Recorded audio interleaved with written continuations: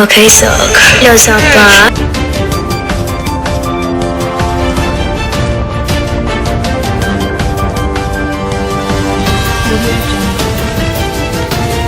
Hola, bienvenidos a todos a su programa matutino favorito. El día de hoy les tenemos un programa en el cual vamos a hablar de el buen vivir, la conexión con la Pachamama y el desarrollo. Hola Sara, ¿cómo vas? Hola Juanjo, muy bien, ¿y tú? Bien, bien, gracias.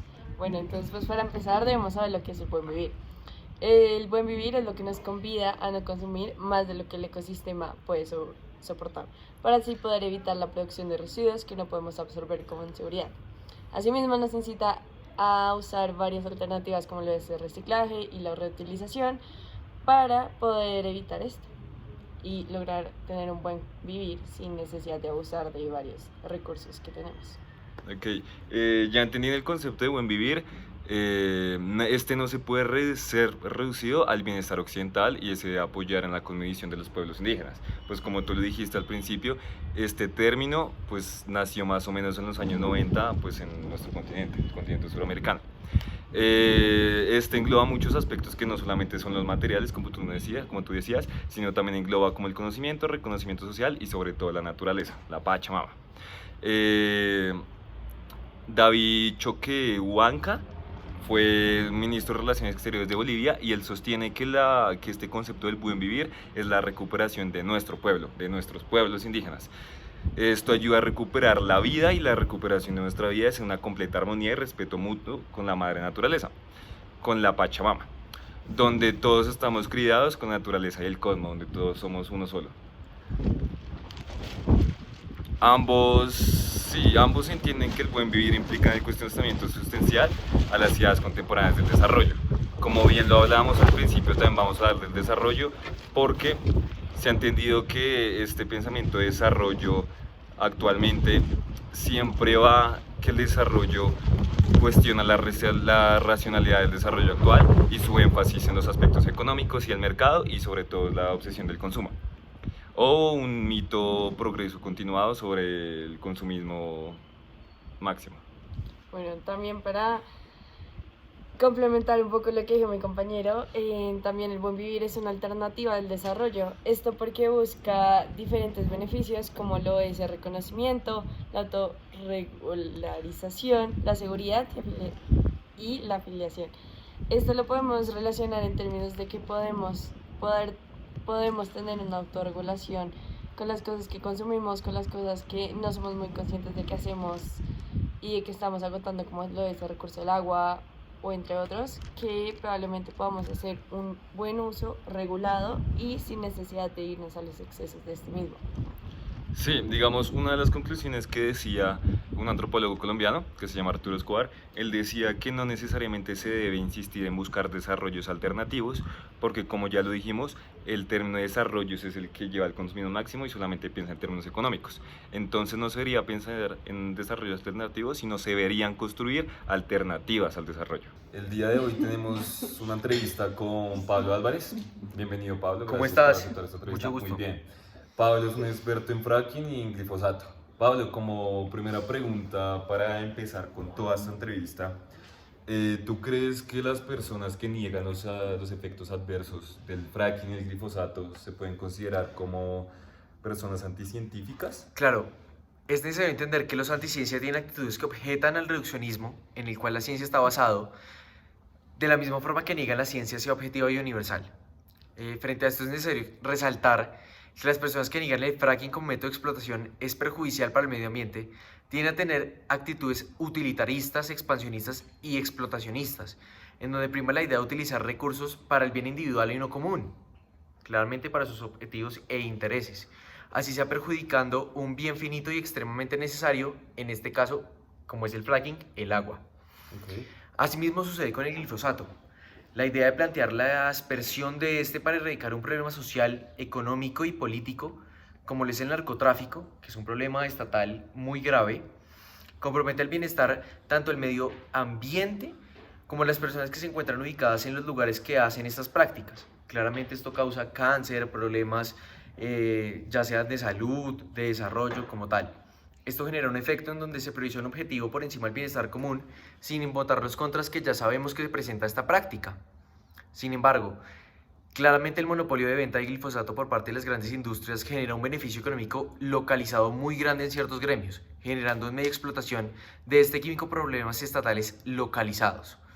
Ahora, respondiendo al tema claramente que si no son o son anticiencia, las personas que no creen en los efectos negativos de estas dos prácticas sí son anticiencia, debido a que estas precauciones que propone la materia y la razón científica como limitaciones para un objetivo puntual, de igual manera rechazan las políticas energéticas, ecológicas y demás. En su mayoría proponen los movimientos de izquierda generalizando que los recursos brindados son para la utilidad momentánea, y claramente este materialismo maximizado en el cual ellos se ven como unas ganancias, por decirlo así, esto mismo ve como anticientíficos. Las cadenas que propone la ciencia y la ecología de explotación de los recursos finitos son muy grandes.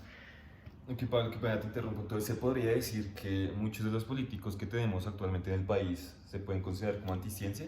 Claro, lo que pasa es que con la maximización de los recursos, la maximización de los recursos que ve la parte de la derecha, la explotación de los mismos, de los recursos finitos. Okay. Esto lo que hace es contrarrestar la parte de la izquierda donde busca, digamos, la precaución o el resguardo del medio ambiente. Pues son anticientíficos al decirlo. ¿Por qué? Porque ellos no creen que la ciencia tenga verdad en la finalidad de los recursos. Ellos creen que los recursos son ilimitados. Ok, ese es el problema principal.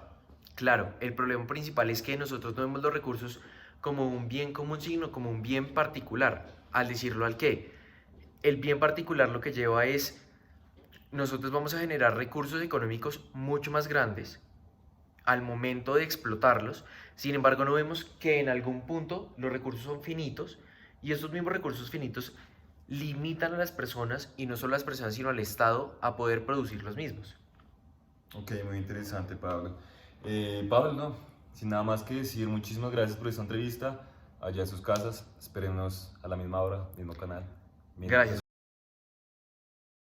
Hola, buenas tardes. Estamos el día de hoy en una entrevista con Leonardo Carreño. Él es un aguacatista profesional de México.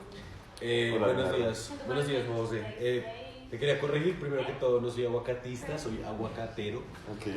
En el segundo momento, bien, ¿cómo estás tú? Muy bien, gracias por aceptar esta invitación. Leonardo, la primera pregunta súper importante y profunda. ¿Te gusta el aguacate? Me encanta el aguacate y como mexicano siempre he sentido que el aguacate hace parte de nuestra cultura culinaria y demás. De hecho, México es de los mayores exportadores de aguacate hacia el mundo, y el aguacate me encanta también porque se ha popularizado mucho y han incrementado las altas demandas en Europa, Asia y en Estados Unidos, exportando así más de 2 toneladas en el 2017. Sí, señor, ¿cómo la ven?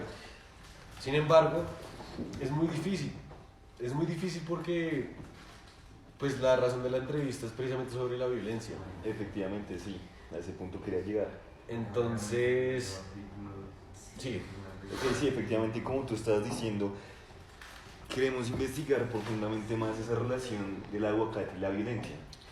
Bueno, pues empecemos entonces por el daño ambiental que se genera a través del aguacate. Okay. El aguacate, como se ha incrementado su demanda, requiere una mayor producción, una producción en masa. Y esto requiere un absoluto control de los recursos hídricos. De acuerdo a Water Food Print Networks, se necesitan 2.000 litros de aguas para producir 1 kilo de aguacate, cosa que es muy poco, cosa que afecta increíblemente el medio ambiente. A su vez también devasta toda la flora alrededor, porque ese es el chisme, el aguacate es envidioso, sí señor, tiene que dejar al lado toda la flora que haya alrededor para que el aguacate con sus productos químicos y su abono se procese de la mejor manera. Sí, en la siguiente pregunta, ¿cuál es la implicación de los cultivos de aguacate y la bioética? Respecto a la bioética que me preguntaste, las cuatro, pues principalmente el medio ambiente, como ya lo hablamos, consume mucha agua, diferentes tipos de recursos hídricos, genera una dinámica de la violencia y pues viola todos los principios de la bioética, de lo que la bioética intenta explicar. O sea, la bioética en un principio es bio y ética, que hace referencia a la vida y a un manejo con la vida, refiriéndose a las ciencias naturales, y la ética, que es más como una filosofía. Entonces, la dinámica que genera con las personas son de secuestro, abuso, torturas, porque como te dije, el narcotráfico está en auge y está controlando este negocio que es tan productivo y tan lucrativo. Principalmente también lo usan como lavado de dineros. Y por eso es que hay muchos restaurantes en Inglaterra, en Ámsterdam, en Singapur, en Shanghái, que están rechazando comprar aguacates mexicanos porque saben la dinámica de la violencia. Porque estarían contribuyendo a este crimen. Estarían contribuyendo efectivamente a lo que se conoce como los aguacates de sangre. Y esto es principalmente los problemas principales que enfrentamos los aguacateros en México. Ok, Leonardo, muchísimas gracias por esta entrevista, la verdad. Espero tu negocio de aguacatista siga fluyendo y muchísimas gracias. Gracias. Seguimos en estudio. Gracias a ti.